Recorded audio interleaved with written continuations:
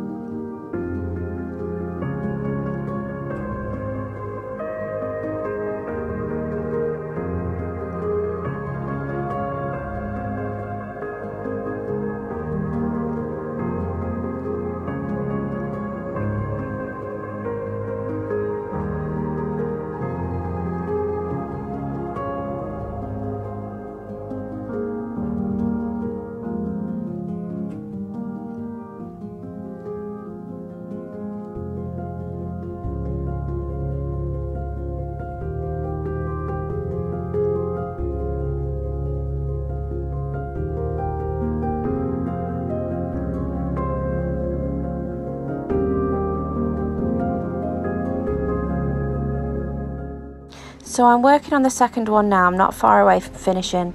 So what I'm going to do is I'm going to speed through the next couple so that you've seen how I've done it now, and we can move on to the next section. We're using different colours quite quickly. So I'll finish the red. I'm using my electric eraser here to pick up some of the red tones over the white areas. As I've said before, it's perfect for lifting quite a lot of wax off the page, so it really does help when you're trying to create a highlight. I am now using the blender pencil that it goes along with the pencil, so I'm using Prismacolors as I always do. This obviously just lays down perfectly smoothly over the top of Prismacolors.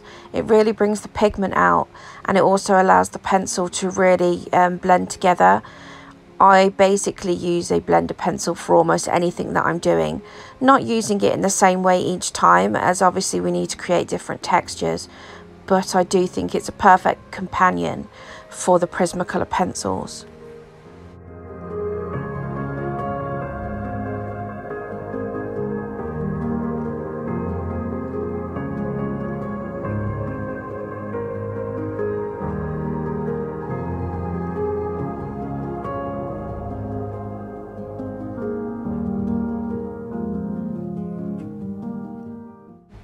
Okay, so I'm coming back to my original colours, and I have to decide what the underlay of the mushrooms or the toadstools will look like.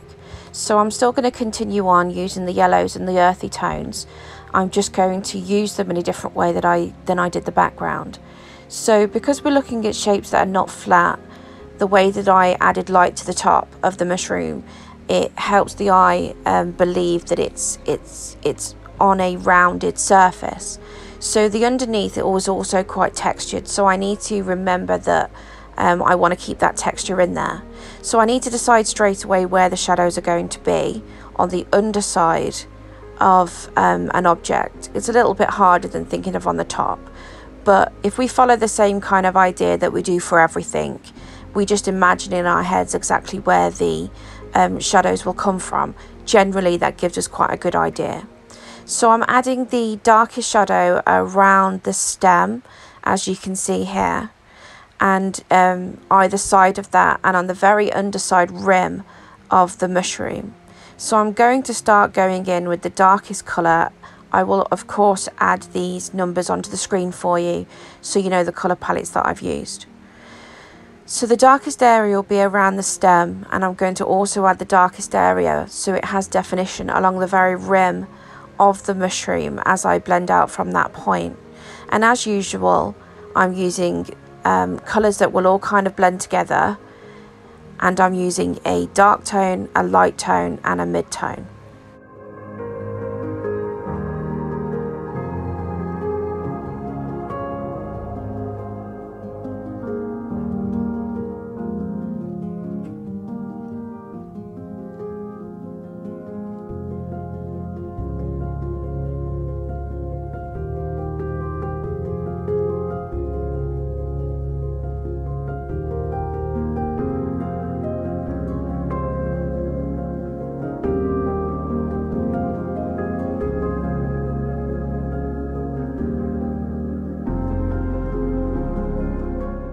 So I've moved on to the mid-tone now, and I'm using that as a bridge between the darkest and the lightest colour.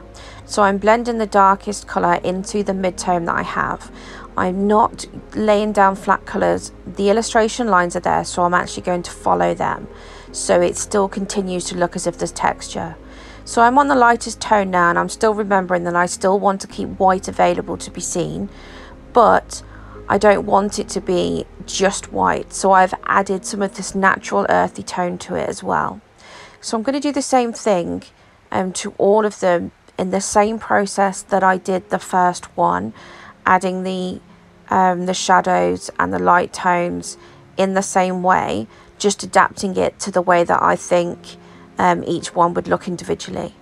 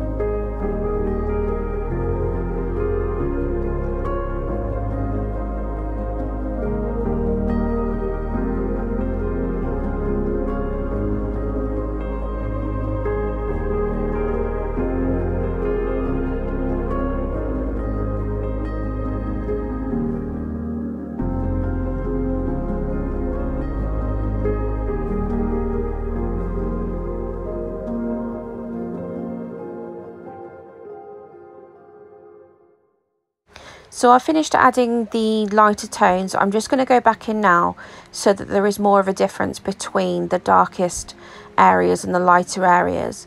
I've moved on to the stalks now, and I'm going to follow the same beam of light that would hit the top. So on the black illustration lines, there's going to be the darkest area of the actual stalk itself. So I'm laying down my darkest colour along the very edge where my black illustration lines are. And you can also see that I've added a shadow from where the toadstool would actually impact a shadow onto the stem. And I'm going to follow the same pattern that I did with the last one. So the darkest tone followed by the mid, followed by the lightest. The lightest will be the beam of light down the centre of the toadstool stalk.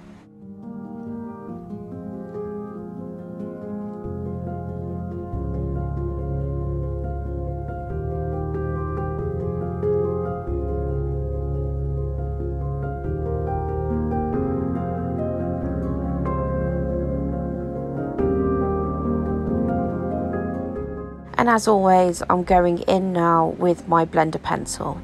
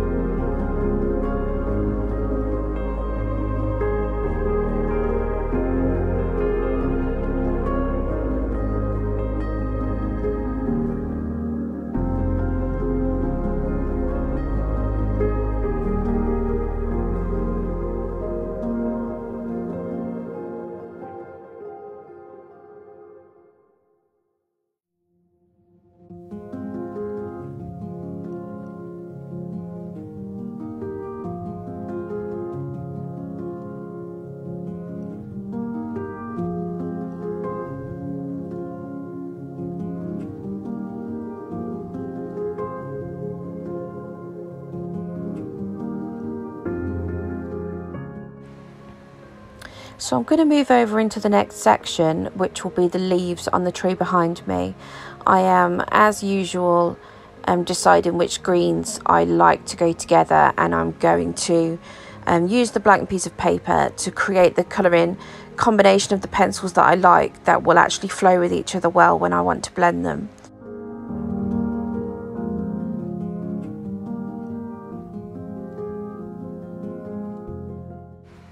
So there are a lot of leaves here, and I've decided what I'm going to do is use slightly different combinations depending on which leaf I'm picking, because I don't want it just to be a big mass of colour. So I will still be using the same method. My darkest pencil will be going in where there's shadows. Where other leaves are kind of overlaying onto another leaf, then I will be putting the shadows in first. I will make sure that I'm trying to stick to kind of realistic shadows and lights, whilst at the same time slightly changing maybe the colours or the way that I will be blending each individual leaf. So I'm going to go straight in like I always would do. I will be adding the dark, the mids and the highlights, but I won't be doing all of these leaves right now. Otherwise, I mean, if I did, we'd have no time to move on to anything else. So as this is the live stream, I will do a couple of leaves here and then we'll move on to something different, and I will come back afterward with the tutorial. So I will colour them all then, so you'll still get to see how I've done it.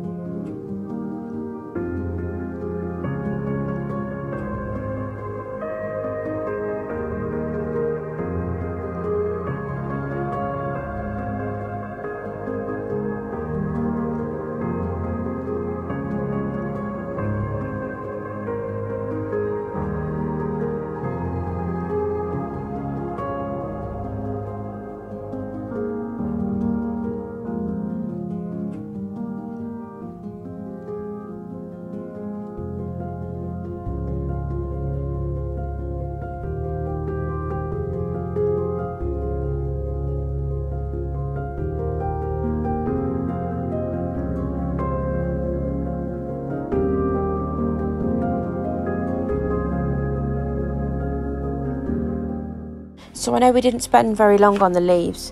I'm just aware that this live stream, we're kind of running out of time, so I wanted to move on to something else that I could teach you. As I said, I promise I'll come back with the tutorial on how I did all of the leaves afterward. So I'm going to move on to the hair now. The colours in which I've picked for the hair are actually going to be very, very similar to any of the tones I've used in the background. So I'm reusing the same colours over and over again. I have some of the yellow, some of the brown. I have what I used the stems and the stalks for of the toadstools at the back. I'm going to add some red in at the same time from the mushrooms as well. I think I'm only going to add in a couple of much darker tones in there just so I can balance the colours out. So as always, I was just testing out my pencils on the paper. So the colours, as I've already said, are going to be matching the background, but we also don't want it to blend in. So when colouring hair, you can't, or well, I will not go in with a flat background. That won't be helpful at all. So what we need to do is actually have a look at the texture of hair. From these two pictures that I've coloured in here, there was a lot more freedom within the lines of the hair, so I built up the texture of the hair using my coloured pencils in the way that I did brush strokes with the pencils rather than just laying a flat colour. The picture that you're looking at right now in the center, you can see that was just a flat lay color. It doesn't have any depth, doesn't have any highlights, doesn't have any shadows, and that's not what we're looking for. We are looking to make something a little more realistic or a little more sophisticated. So when I'm looking at her straight away, I can see where the darkest shadows will be. I'm going to start actually at the roots, so they'll be darker at the roots. They'll have the gap in the middle, which will have the highlights, and then again darker around her ears, under her neck, and at the sides of the braids. So I'm going straight in here. If you actually look at the brush strokes, I'm not colouring in flat layers. I'm actually using like a brush line, a flowing one line each time I lay down the colour. It's one continuous stroke many times, basically what your hair would look like. So I'll continue this throughout her whole head, even when blending with different colours. I won't try to blend using any of the methods that I've taught you before, such as burnishing or layering. I will literally just be using the brush strokes over and over again until I get the blend of the hair that I like. The line down the centre of her head I will be leaving there till last.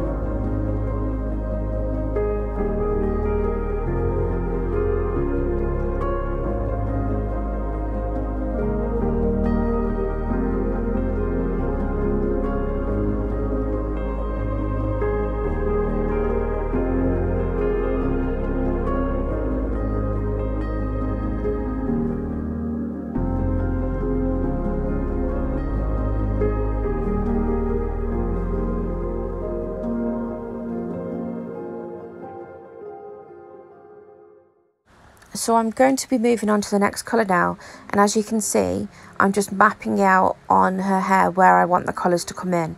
So the next colour will be slightly past the dark colour and into the white area, but enough so that I then have space for another colour and the white highlights in the centre. So once again, it's the same method, a very sharp pencil and continuous brush strokes from the darkest to the next colour, and I'll continue that all the way around her head.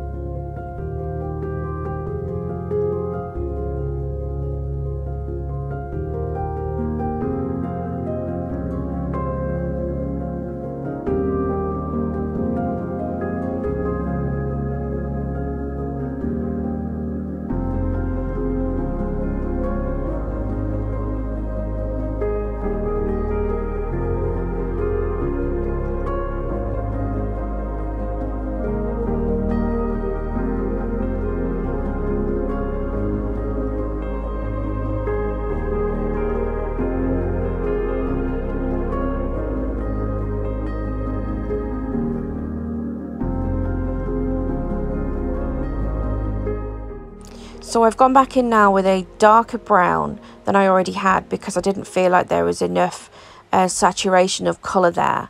So I'm just adding in along the very darkest areas of her hair another colour, slightly darker, just so we can have some more difference there.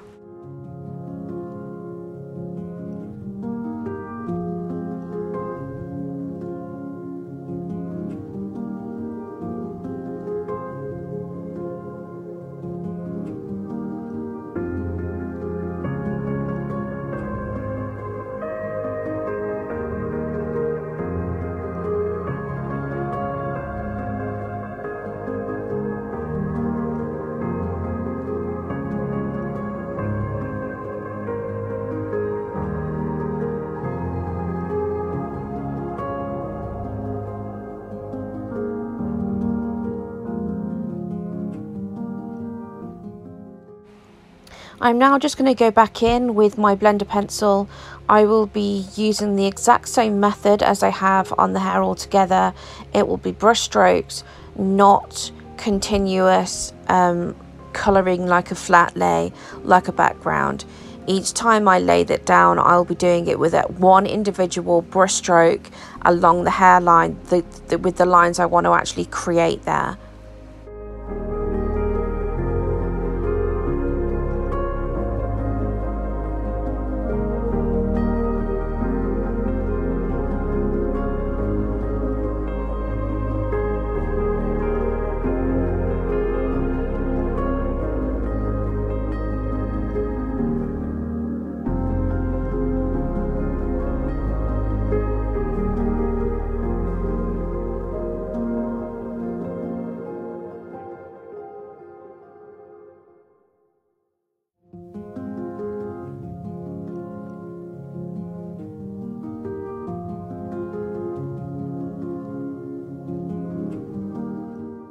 So I'm now just filling in the eyebrows, and we are actually at the end of the live stream now.